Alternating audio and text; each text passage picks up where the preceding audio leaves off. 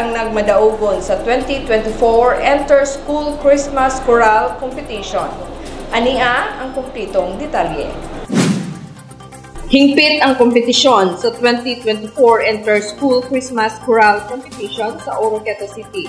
Di nagpakita ang talento sa mga bata gikan sa lain-laing eskwelahan sa syudad.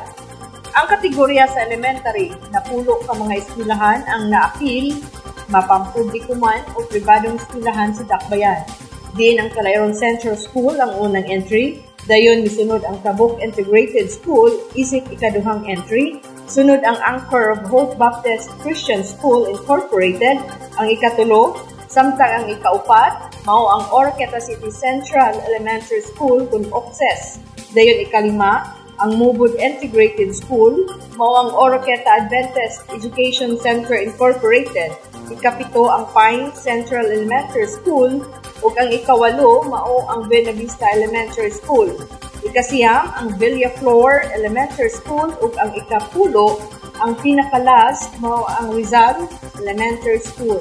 Ang AEC Oroqueta Adventist Education Center Incorporated nakaangkon sa unang pwesto ug nakadawat sa 30,000 pesos nga premyo.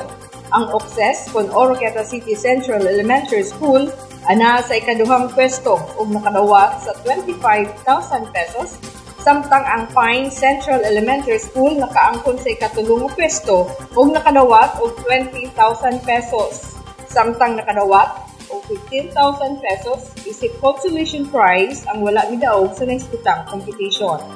Ug sa musical fireworks display competition para sa ikatulong nga entry, mao ang Bohol Musical Fireworks na nakita sa katawan.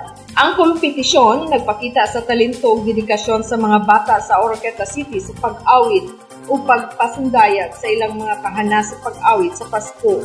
Naghatag kini og oportunidad sa mga estudyante na mapakita ang ilang mga talento o makapasidungog sa panahon sa Pasko.